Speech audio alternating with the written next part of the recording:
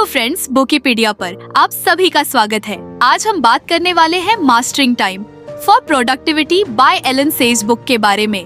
राजू की जिंदगी किसी रनिंग ट्रैक जैसी थी। रुकने का कोई ऑप्शन नहीं था। सुबह 4 बजे उसकी अलार्म चीखती और वह नींद से लड़ते हुए उठता। मोबाइल खोलता, तीनों डिलीवरी एप्स को ऑन करता और एक के बाद एक ऑर्डर पूरा करने निकल होता।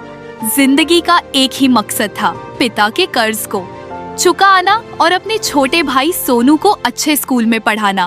पर उसके अपने सपने, वह तो बैकग्राउंड में कहीं धुंधले हो चुके थे।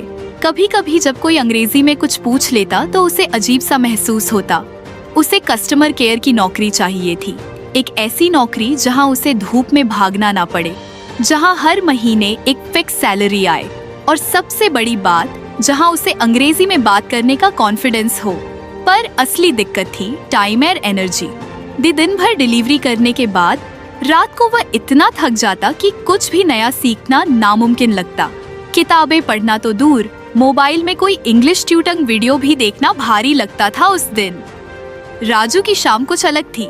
बारिश हल्की हल्की हो रही थी और उसकी आखिरी डिलीवरी एक पुराने शांत मोहल्ले में थी। दरवाजा एक बुजुर्ग महिला ने खोला। सफेद बाल, आंखों पर गोल चश्मा और चेहरे पर एक अजीब सा सुकून। तुम्हारा नाम क्या है बेटा? उन्होंने मुस्कुराकर पूछा। राजू मैडम, उसने बैग से पैकेट निकालते हुए जवाब दिया। उन्होंने पैसे दिए और पैकेट लेने से पहले पूछा, तुम बहुत थके लग रहे हो, सब ठीक? राजू हड़बड़ी में था।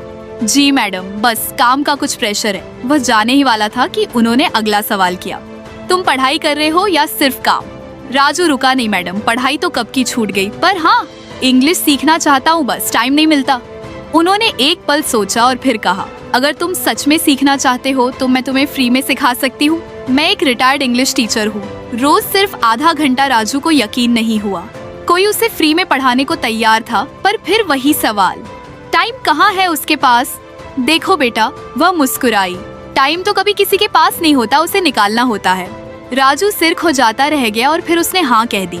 अगले ही दिन शाम को राजू उनके घर पहुंचा। बुजुर्ग महिला, जिनका नाम सीमा मैडम था, ने उसे एक किताब दी, मास्टरिंग टाइम फॉर प्रोडक्टिविटी।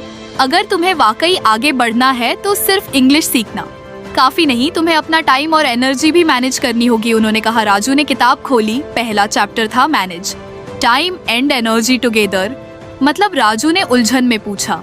मतलब यह कि सिर्फ टाइम मैनेज करने से कुछ नहीं होगा, तुम्हें यह भी समझना होगा कि किस वक्त तुम्हारी एनर्जी सबसे ज्यादा होती है और किस वक्त कम। जो काम सबसे मुश्किल है उन्हें उस टाइम पर करो जब तुम सबसे ज्यादा एक्टिव फील करते हो, और जब थक जाओ तो आसान काम करो।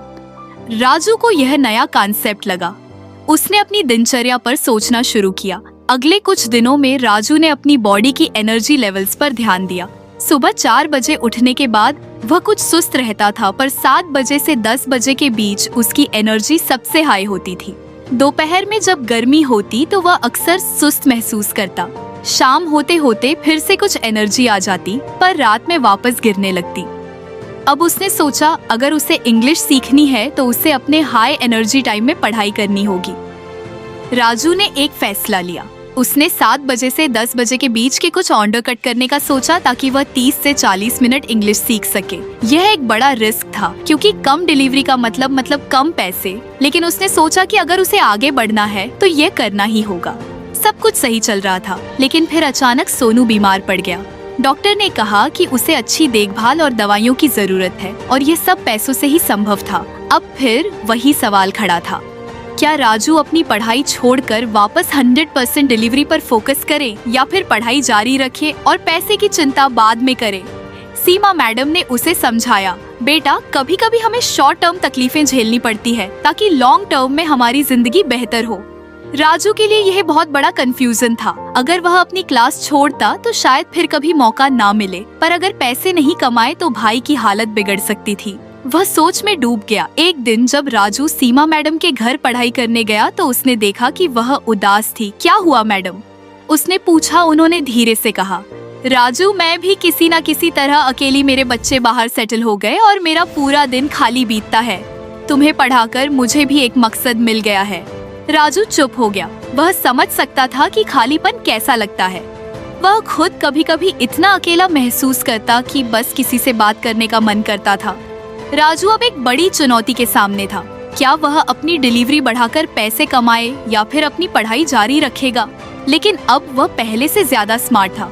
उसने मास्टरिंग टाइम फॉर प्रोडक्टिविटी से सीखा था कि टाइम और एनर्जी दोनों को सही तरीके से मैनेज करना होगा। उसने कुछ दिनों तक सीमा मैडम से सलाह लेने का सोचा। शायद कोई बीच का रास्ता निकल सकता है। राजू का दिमाग उलझा हुआ था। एक तरफ सोनू की दवाइयों और इलाज के लिए पैसे कमाने की चिंता थी, तो दूसरी तरफ उसकी खुद की इंग्लिश सीखने की चाहत। वह जानता था कि अगर अभी पढ़ाई छोड़ी तो शायद फिर कभी दोबारा शुरू नहीं कर पाएगा। लेकिन फिर भी दिमाग में बस एक ही सवाल घूम रहा था, क्या सच में पढ़ाई और कमाई साथ साथ चल सकती है? उस शाम जब वह सीमा मैडम के घर पहुंचा, अगर आपको हमारी फ्री समरी अच्छी लगती है तो आप हमारे चैनल को सब्सक्राइब कर सकते हैं, हमारी मेंबरशिप खरीद सकते हैं या हमें UPI के थ्रू सपोर्ट कर सकते।